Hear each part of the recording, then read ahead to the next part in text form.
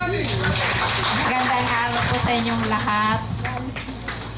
Kaya kami nandito ng nanay ko kasi gusto kong ipaalam sa inyo na talagang ang Green Barley ay miracle. Kasi natanggap ng nanay ko yung miracle. Na-detect siya ng doktor, liver cirrhosis. Ang sakit daw na gano'n is walang gamot. Pero binigyan siya ng gamot, Aminoliban. Mahal po yun. Basta sa isang araw, mahigit 1,000. Sa gusto kong humaba pang buhay ng nanay ko, binili ko po yun. Wala pang 1 taon, dumaing siya sakit ng tiyan. Sabi ko, "Oh, Nay, mahina ka na. Dalhin kita sa ospital." "Hindi, okay lang kaya ako," sabi niya. "Hindi, dalhin kita." Nung dinala ko siya sa ospital, BNP bumaba na ang BP. 60/40. Tapos yung pulang dugo umuunti. Automatic ICU ang nanay. Nung ma-ICU ang nanay, 2 days kinausap ako ng doktor. Bubutasan daw ang liig ng nanay ko kasi yung baga apektado na, yung kidney nagmalfunction na. Sabi ko, "Doktora, nakita ko nga po, konti na yung fluid na lumalabas sa nanay ko." Pero sabi ko, andyan na ang nanay ko, lapag na. Hindi ko na siya ipapagalaw. Bayaan ko na ang nanay ko sa Diyos. Sabi ng doktora, "Hindi ako sumusuko para sa nanay mo." Kulang niya na lang sabihin na, "Bakit sumuko ka para sa nanay mo?" Pero sabi ng doktora, "Alam ko kaya mong magdesisyon sa nanay mo, pero kailangan mo ang mga kapatid mo rin magdesisyon." Tinanong ko isa-isa ang mga kapatid ko, "Payag ba kayong butasan ang liig ng nanay?" Pero ang desisyon ko, hindi ko sinabi sa kanila. Sabi ng isa kong kapatid, "Hindi. Kung ano ang nanay, hayaan na natin kaysa maghirap pa." Isang kapatid ko, malayo, tinawagan ko. Umiyak. Wag nang pabutas ang nanay, paggalaw. So, walang pumayag. Family conference, tinawag kami ng mga doktor. Sabi, walang pumayag na butasan ang nanay. Sabi ng doktor, "Okay, tama naman ang desisyon nyo dahil sa edad niya, mahirap na. Halimbawa po, Dok, pinabutas na ang nanay. Ano ho ang assurance nyo? Pwedeng 2 years. Kung halimbawa naman hindi ko pinagalaw ang nanay, hindi ko masasabi. Kasi kita nyo naman na."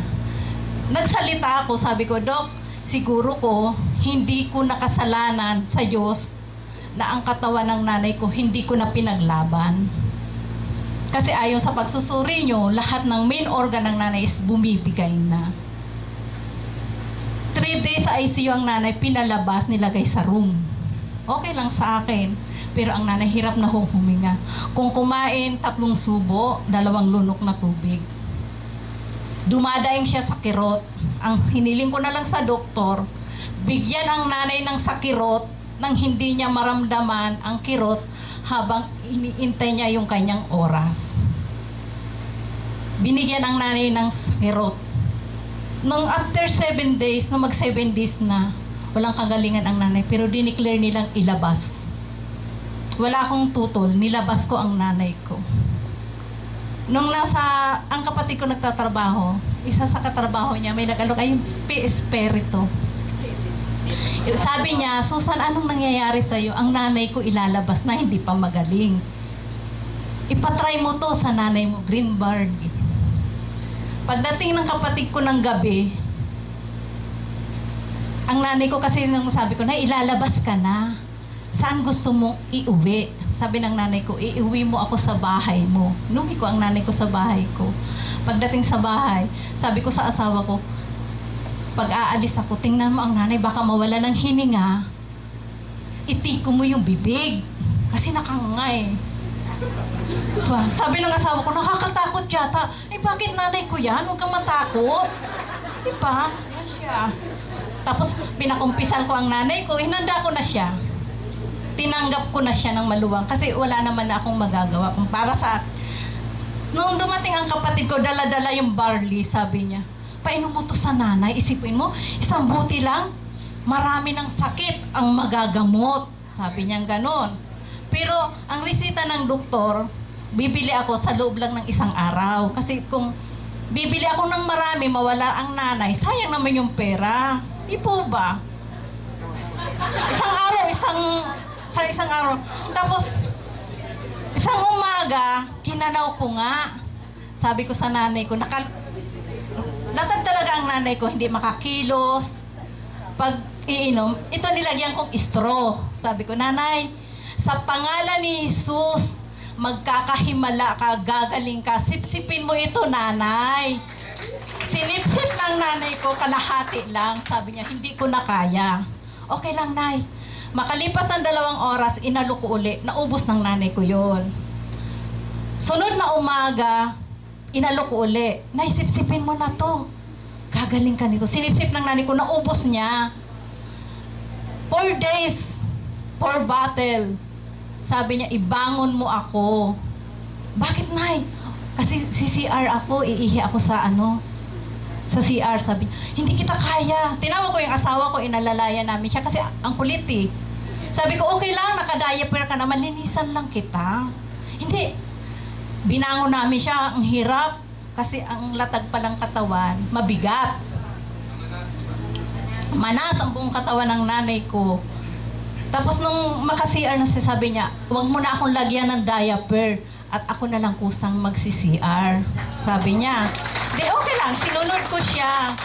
Tapos nung maka-CR siya, sabi niya, bigyan mo na ako ng pagkain. Umupo siya sa lamesa, kumain po. Tapos, after 7 days, 7 bottle, lahat ng manas ng nanay ko nawala.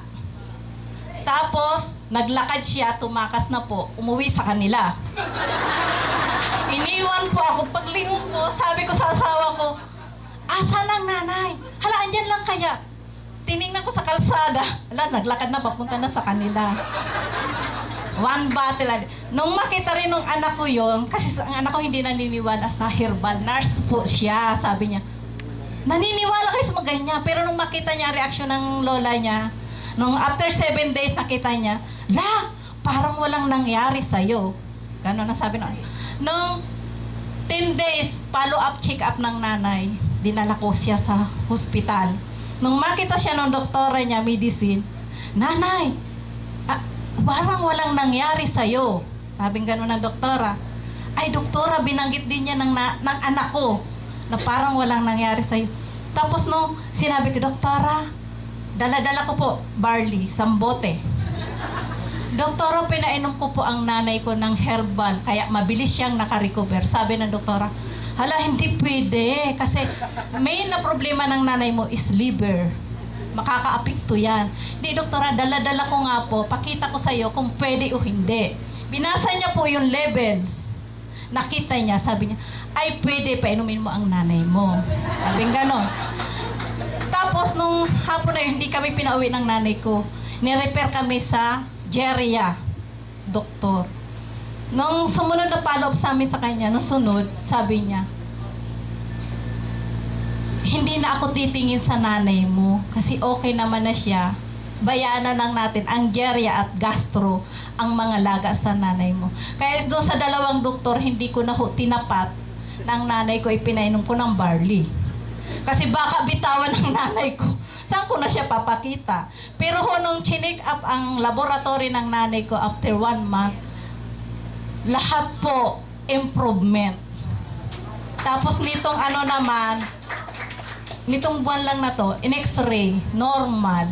Kaya sabi ko doon sa doktor, sabi ng doktora kahapon, 3 months na kita titingnan nanay, okay ka naman. Sabi ko, doktora, gusto ko pong malaman, di po ba yung atay ng nanay is nagkabukol pa? Malignant cancer. Binasa niya, oo nga, ang atay ng nanay mo is lumiit na. Dahil yung cirrhosis nga is andoon naman na. Nagkabukol pa daw ho yung 4 inches. Gaano na kalaki yun? 8 inches na lang yung laki nung atay ng nanay ko. Doktora, pwede po bang ultrasound uli ang nanay ko para gusto ko pong malaman kung lumaki yung bukol o lumiit. Sabi niya, ay talagang patuloy kaya ang laki niyan. Kaya malalaman ko po yun pag nagpa-ultrasound yung result kung gusto ko lumiit. Kasi sabi ko, doktora, ang nanay hindi na ho minamanas.